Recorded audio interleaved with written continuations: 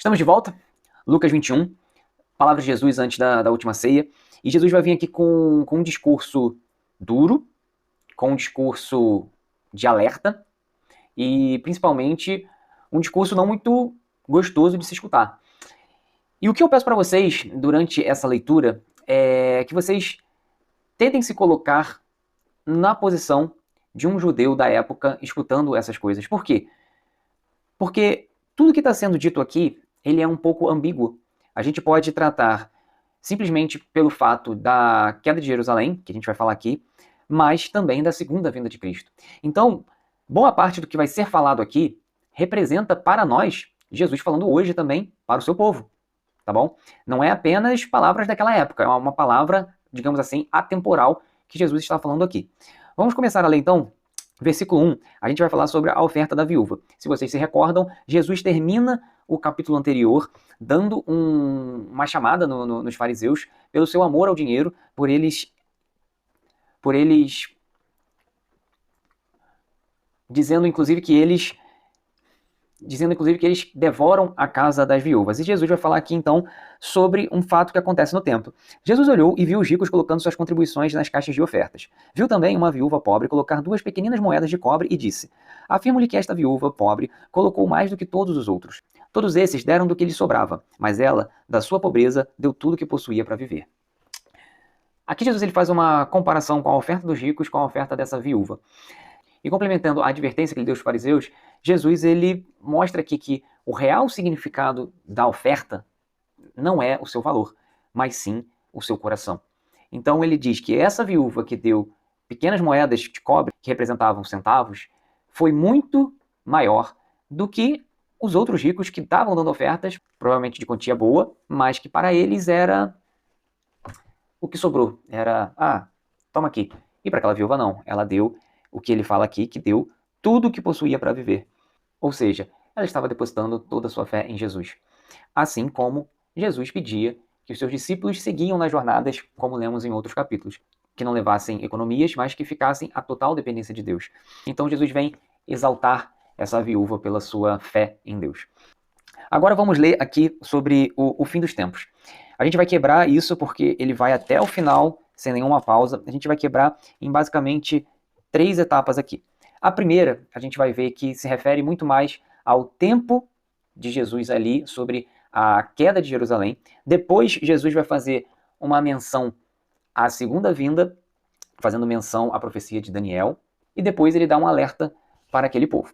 Vamos começar aqui, versículo 5. Alguns de seus discípulos estavam comentando como o templo era adornado com lindas pedras e dádivas dedicadas a Deus. Só para vocês entenderem a grandiosidade do templo que Herodes tinha reconstruído, em escavações foram achadas pedras de 11 metros, tamanha grandiosidade que era daquela construção. E fala-se que tudo que não era revestido a ouro era do branco mais puro que tinha. Herodes deu como presente uma videira de ouro, e para vocês terem ideia da grandiosidade, cada cacho dessa videira tinha o tamanho de um homem. Então vamos colocar aí 1,70 m, 1,80 m. Só o cacho de uva. Então notem que esse templo realmente era algo grandioso e belíssimo. E o que Jesus fala sobre esse templo? Diz que vocês estão vendo, dias virão em que não ficará pedra sobre pedra, serão todas derrubadas. Mestre, perguntaram eles, quando acontecerão essas coisas? E qual será o sinal de que elas estão presentes a acontecer? Ele respondeu, cuidado para não serem enganados, pois muitos virão no meu nome, dizendo, sou eu, e o tempo está próximo. Não os sigam. Quando ouvirem falar de guerras e rebeliões, não tenham medo. É necessário de que o primeiro aconteçam essas coisas, mas o fim não virá imediatamente. Então lhes disse, nação se levantará contra nação e reino contra reino. Haverá grandes terremotos, fomes e pestes em vários lugares e acontecimentos terríveis em grandes sinais provenientes do céu. Mas antes de tudo isso, prenderão e perseguirão vocês. Então os entregarão às sinagogas e prisões, e vocês serão levados à presença de reis e governadores, tudo por causa do meu nome. Será para vocês uma oportunidade de dar testemunho, mas convençam-se de uma vez de que não devem preocupar-se com o que dirão para se defender.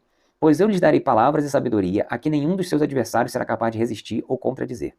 Vocês serão traídos até por pais, irmãos, parentes e amigos, e eles entregarão alguns de vocês à morte. Todos odiarão vocês por causa do meu nome. Contudo, nenhum fio de cabelo da cabeça de vocês se perderá. É perseverando que vocês obterão a vida. Quando virem Jerusalém rodeada de exércitos, vocês saberão que a sua devastação está próxima. Então, os que estiverem na Judéia fujam para os montes. Os que estiverem na cidade saiam. E os que estiverem no campo não entrem na cidade, pois esses são os dias da vingança, em cumprimento tudo o que foi escrito. Como serão terríveis aqueles dias para as grávidas e para as que estiverem amamentando. Haverá grande aflição na terra e ira contra este povo. Cairão pela espada e serão levados como prisioneiros para todas as nações. Jerusalém será pisada pelos gentios até que os tempos deles se cumpram. Quem é capaz de escutar uma mensagem dessa e continuar como discípulo de Jesus? Como seria se hoje, em nosso país, nós tivéssemos uma perseguição religiosa contra cristãos a ponto de você perder tudo e até mesmo morrer por declarar ser seguidor de Jesus? Quantas pessoas permaneceriam firmes na fé? Mais do que isso, porque permanecer na fé pode ser uma continuidade, mas quantas pessoas seriam atraídas a começar a seguir Jesus, sabendo que isso lhe custaria a própria vida, que isso lhe custaria o convívio com família? Realmente, só algo sobrenatural e só uma fé sólida para que as pessoas continuem com a sua fé em Deus e a sua fé em Jesus. Fora isso, não tem como seguir. Isso para mim acaba sendo até uma testificação das coisas que estão relatadas aqui. Porque muito se fala sobre a fidedignidade da Bíblia, se isso aqui realmente aconteceu, se isso aqui é história ou conto de fadas. Mas será que pessoas estariam dispostas a escutar isso e entregar as suas vidas por um conto de fadas? Por um Harry Potter? Você estaria disposto a entregar a sua vida falando que você acredita que o Harry Potter existe? Se você não tivesse visto o Harry Potter de verdade? Essa é uma pergunta para fazer para aqueles que duvidam disso, porque tudo que vai acontecer, tudo que está sendo relatado aqui, aconteceu. Inclusive, vamos mencionar isso na apresentação da Páscoa no domingo. Mas vamos entender aqui um pouquinho sobre tudo isso que fala. Esse primeiro trecho, basicamente, está, apesar de você ter uma possibilidade, e até se quiser entender dessa forma, você consegue falar e usar trecho aqui para a segunda vinda de Jesus, basicamente aqui Jesus está falando sobre a queda de Jerusalém em 70 depois de Cristo, onde o templo foi destruído, os muros foram destruídos, as pessoas foram mortas, um grande massacre aconteceu, Jerusalém foi quase riscada do mapa.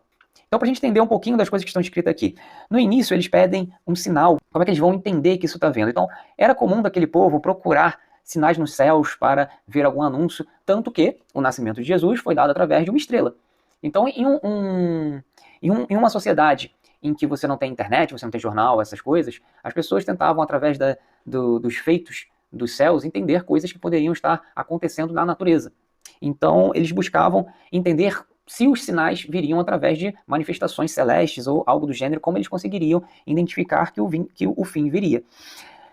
Jesus ele faz aqui um alerta. Jesus ele faz aqui um alerta, dizendo que isso aconteceria quando ele não estaria mais com eles, mas que eles seriam ainda conhecidos como os discípulos de Jesus, mesmo Jesus não estando mais na Terra. E por conta disso, eles deveriam ficar alerta, porque alguns se tentariam passar como Jesus, ou até mesmo dizer que é uma reencarnação de Jesus, como o Henrique Cristo. Mas o Henrique Cristo é um caricato, né? É um caricato. Agora, outras religiões foram construídas usando o nome de Jesus, uma reencarnação de alguém, ou uma reencarnação de Jesus, ou uma encarnação de um anjo, ou uma encarnação de alguém, como por exemplo algumas seitas que existem, como por exemplo o Espiritismo, que Allan Kardec fala que ele é o consolador que Jesus falou que viria. Então, o que Jesus está alertando aqui? Cuidado, porque falsos mestres aparecerão e tentarão falar que estão falando em meu nome. E isso é algo a ecoar ainda hoje. Cuidado, porque temos muitos falsos mestres falando que estão falando em nome de Jesus, mas não estão. Precisamos ficar atentos. E tudo que não faz conexão com o que a gente aprendeu até agora de Lucas, coloque na balança para pesar, porque provavelmente não é proveniente de Jesus. Ele fala que o mundo ficaria agitado, que teria guerras, revoluções, que teria fome, terremotos, perseguições. Isso tudo são sinais de uma terra caótica, uma terra que entraria em colapso. Por exemplo, um dos imperadores que viria nesse período seria Nero. E todos sabem a história de Nero, quanto Nero era perverso. Tanto que eu mencionei em capítulos anteriores a Pax Romana, que os romanos prezavam pela paz, isso tudo acaba nesse período. Então começa uma agitação, começa uma série de eventos que trariam realmente bastante angústia e bastante aflição e bastante impacto social para aqueles que estariam ali.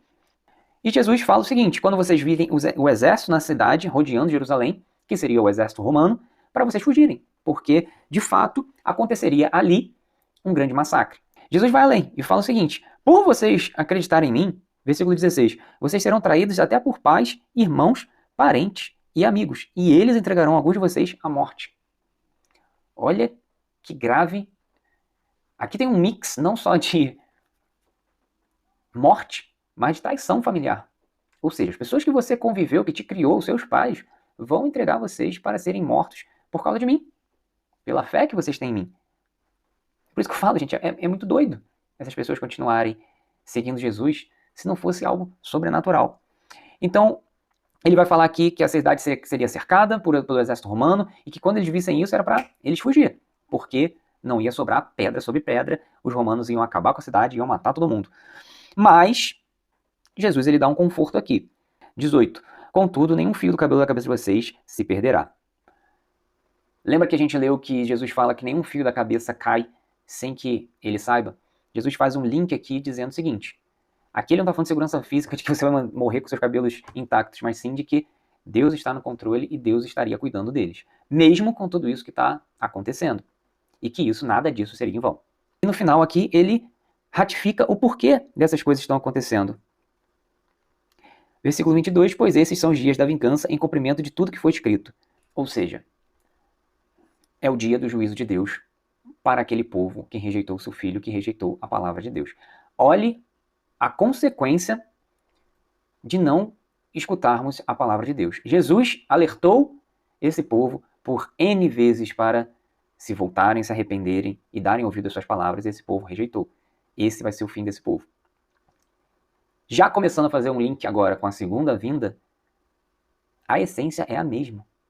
Todos os dias a palavra de Deus está sendo pregada em diversos canais, de diversas formas, e todos os dias o povo está virando as costas para Jesus. Todos os dias. Eu encaminho esse vídeo para N pessoas, e eu tenho certeza que 1/3 delas abrem e assistem. E desse 1/3, menos ainda abrem todos os dias. Ou seja, estão como esse povo.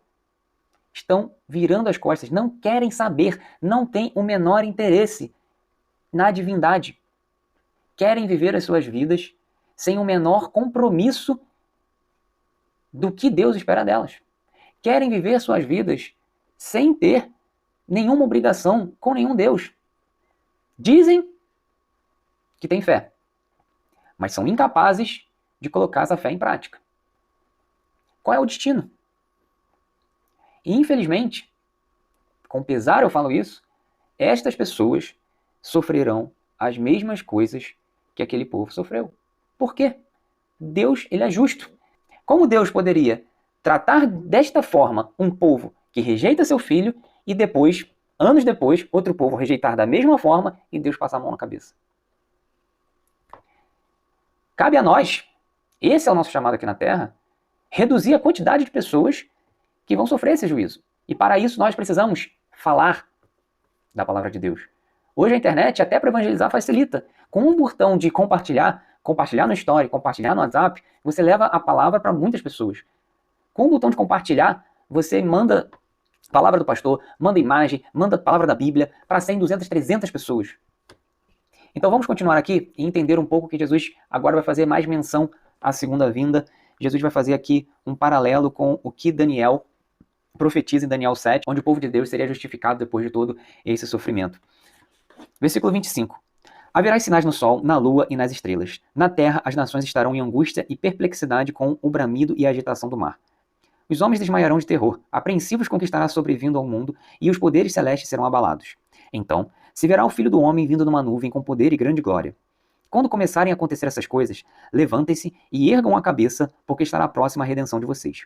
Ele lhes contou esta parábola. Observe a figueira e todas as árvores. Quando elas brotam, vocês mesmos percebem e sabem que o verão está próximo. Assim também, quando virem estas coisas acontecendo, saiba que o reino de Deus está próximo. Eu lhes asseguro que não passará esta geração até que todas essas coisas aconteçam. Os céus e a terra passarão, mas as minhas palavras jamais passarão. Então aqui, Jesus já alertando sobre a segunda vinda, onde seria a justificação desse povo. Ele dá uma menção aqui de que todo o ambiente cósmico, céu, terra, mares, tudo estaria meio caótico e as pessoas começariam a ficar angustiadas com isso tudo que está acontecendo. 26. Os homens desmaiarão de terror apreensivo com o que está sobrevindo ao mundo, e os poderes celestes estarão abalados. Então seria uma grande confusão que o mundo estaria vivendo. Aparentemente, já estamos vivendo momentos assim, não? É aquecimento global, é terremoto aqui, é furacão acolá, são coisas que ninguém espera que aconteça acontecendo, é o inverno mais gelado, é agora o verão mais quente, então as pessoas apreensivas com a camada de ozônio e todas essas coisas. Então estamos vivendo momentos assim. Ah, Diego, você está falando então que está muito próximo? Não sei. Eu acredito que não é por falta de sinais que Jesus não estaria pronto para vir. Para mim já existem sinais suficientes, mas a gente não sabe o que vai vir ainda pela frente. Pode ser que lá na frente a gente olhe, nossa, essa confusão que está o mundo hoje, aquilo não era nada há 10 anos atrás, há 20 anos atrás, nós não sabemos. E ele fala aqui no versículo 28, quando começarem a acontecer essas coisas, levantem-se e ergam a cabeça, porque está próximo a redenção de vocês. Erga a cabeça aqui é um sinal de, quando começar essa confusão toda, não abaixa a cabeça de desânimo. Pelo contrário, levante a sua cabeça em ânimo, porque Jesus está voltando.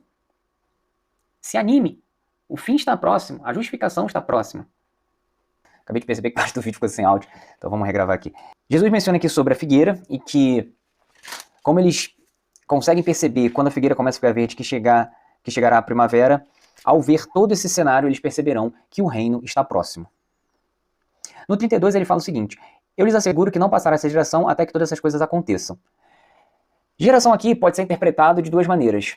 Ou aquela geração em si, porque foi quando aconteceu toda a queda de Jerusalém, ou geração como o povo judeu, como uma raça, pois havia sido prometido aos judeus que seriam conservados até o fim de tudo. Agora aqui no versículo 34, Jesus ele muda um pouco o tom, e agora ele vai fazer um discurso de preocupação com os seus discípulos. Vamos ler. Tenham cuidado para não sobrecarregar o coração de vocês de libertinagem, bebedeira e ansiedade da vida.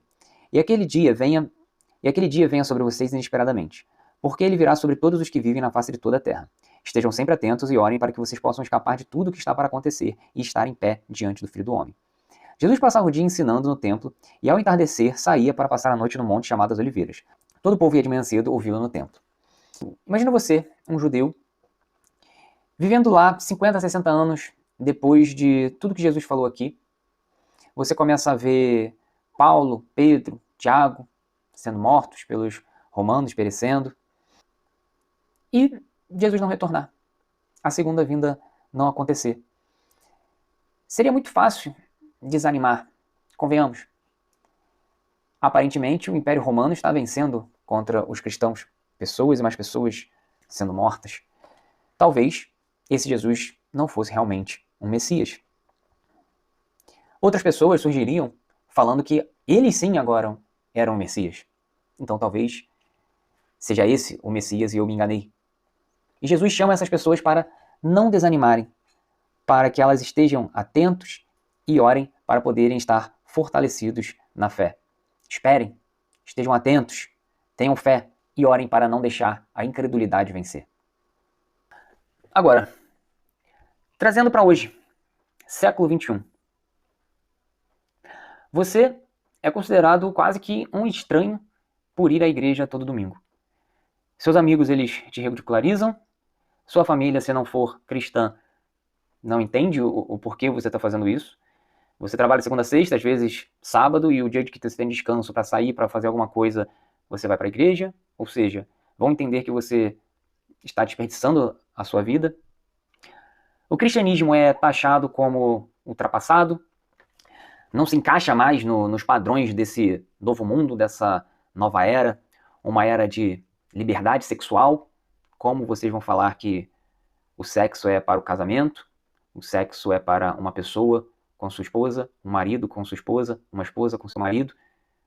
Hoje os casamentos não duram só 5 anos, 6 anos e a pessoa morre. Tem casamento de 60 anos, como assim?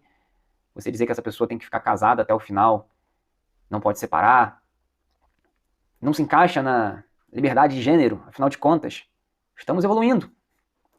Estamos descobrindo que pessoas nascem de um sexo, mas em corpo de outro.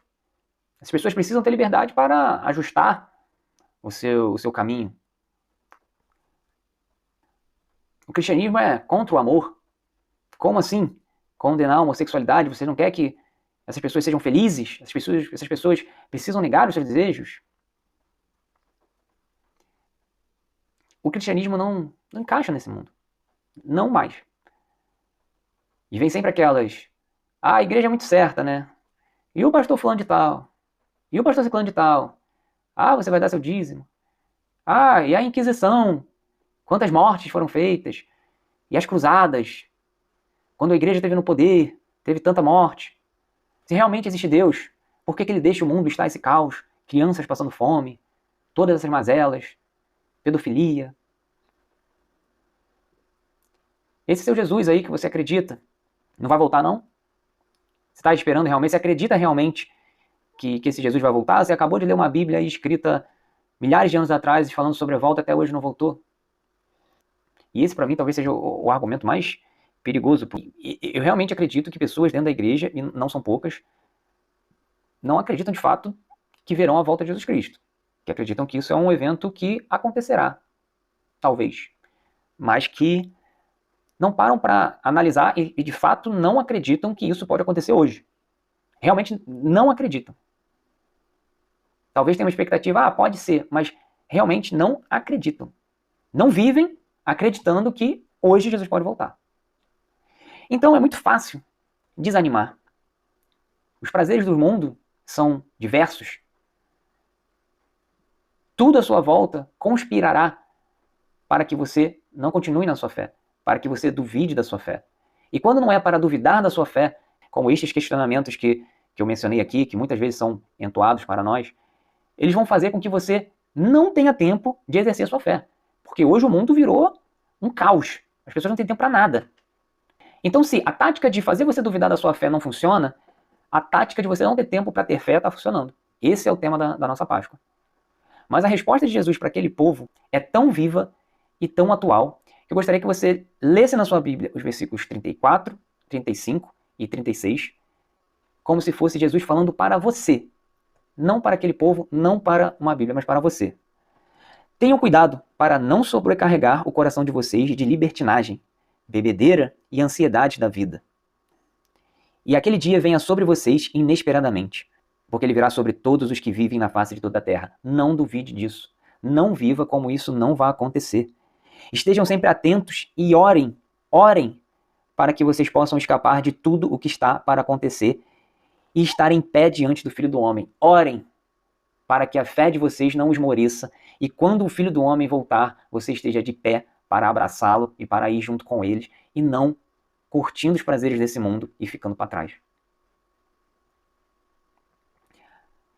Ao terminar esse vídeo, ore, faça uma pequena oração, pedindo para que Deus fortaleça a sua fé. É isso, gente. Amanhã começaremos a jornada final de Jesus, falaremos de Judas, da ceia e começaremos os momentos finais de Jesus aqui nessa terra.